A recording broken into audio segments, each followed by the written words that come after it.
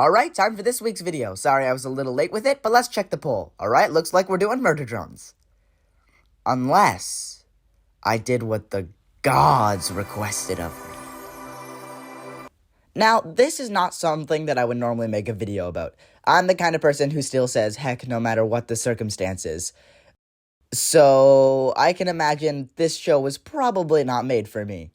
However, I do like indie animation a lot, so let's see what this show has in store, shall we? All right, now I know business has been a bit slow lately. Yes, and it's no one's fault, okay? I'm not naming any names here.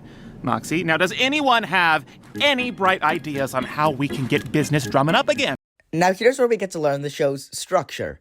Basically, the plot is that all these imps come up straight from the bad place to take out anyone who was mean to people while they were alive. Now, despite how hard this is to talk about while being kid-friendly, I do really like this premise. This whole, office building doing something insane sort of vibe. It's really given me TVA vibes, and I absolutely love that. Now, for the plot of the pilot specifically, they accidentally hit a child on one of their missions. With a Nerf gun, guys. They hit him with a Nerf gun, and it really hurt him, okay? Most of the humor comes from how mean the kid is to all of them after this, but there was one joke in particular that made me laugh super hard, and I'm kind of embarrassed by it. I regret to inform you that I apparently appeared to have French fried your husband. Apologies. Sorry. It's still so funny I'm laughing about it just recording this bit. Anyways, let's move on to the next actual episode of the series. Episode 1. So we open on this teacher who's having a fun life and then accidentally spills a jar of jam. Oh no. Oh, I can't show any of this. I mean, it's an adult animation. What did I expect? I'm sure it can't get much more traumatizing than that, though. I'll be fine. I don't know, Martha, but whatever it is, they're gonna be tomorrow night's dinner.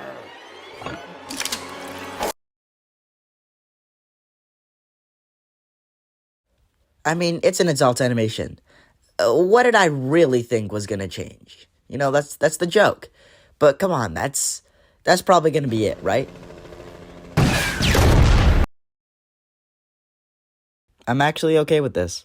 Plus, we get to learn a little more about this Stolas fella, who I didn't mention from the pilot. Well, turns out he has a little bit of a queshy-weshy on Blitz over here, so he offers him the ability to use his special book to do their job, in exchange for making paper snowmen together. People seem to like this character, so I don't know if it's unpopular to say that I don't really like him that much after this whole canoodle, but let's go on to episode 2 and see if that somehow changes my mind. From my special little starfire, it always seems more quiet in the dark.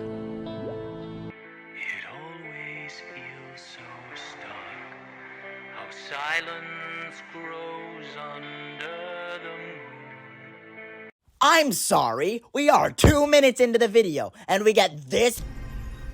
As the stars start to align, I hope you take it as a sign. Gonna be okay. Now, I really don't want to show too much, but I mean, come on. And when creation goes to die, you can find me in the sky upon the lost day, and you will be okay. Well, I better stop raving about this song, because we're already going way over the time limit.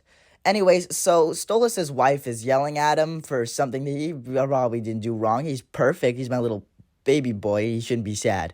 And seeing his daughter sad too, he decides to be a great father and surprise her by saying that they're going to Lululand, which I can only assume is like Disneyland in this universe. Now, if you guys know anything about my Greatest Showman obsession, you know I love circus characters, so I wonder if they're gonna do anything with that. Implings, it's me, the robotic Fizzarali, shipped from Big Ozzy's factory to bring you a wonderful show. So this new clown character, Fizzarali, sings this whole cool song, and I really enjoyed it, to be honest. His personality seems fun, and he's voiced by Alex Brightman, so I really hope he sticks around. Torches! I say, get your inconvenient torches here! Ow! I said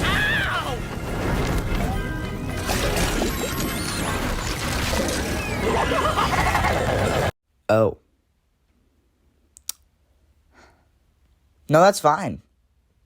Because no one cares about my opinion. But then we get this nice emotional moment between Stolas and his daughter Octavia. You know, it's the classic problems a kid goes through when their parents are divorcing, and Stolas especially because there was an arranged marriage. Between the lovely animation and the emotional talk in this scene, it's really good. But I'm not going to show it here because I want to encourage you guys to go watch the full episode. So if you haven't already, go do that. I loved this scene. It was just very emotional, and it officially made Stolas one of my favorite characters. Now, that's it for this episode. And if you guys haven't been able to tell, I really enjoyed it. Even as someone who actively dislikes swearing and adult jokes, I really enjoyed this show, and I'm looking forward to watching more of it with you guys if you want. But until then, remember, You Will Be Okay is my new favorite song, Ralsei is Flowey, and this has been Tater Animations trying to do a YouTube video.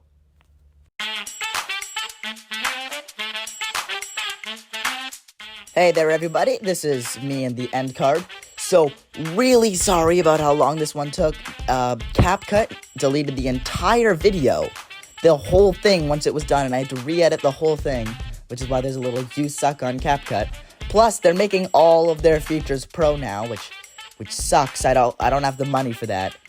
And I'm really sorry this took so long, you guys, but I'm very grateful for those of you who stuck around. And I'm looking forward to staying on schedule more times in the future. I really think this channel's starting to grow, and if you wouldn't mind, helping it out, I would really appreciate that. I read somewhere that a good way to get people to subscribe is to say that if you don't, Tater will die a painful death.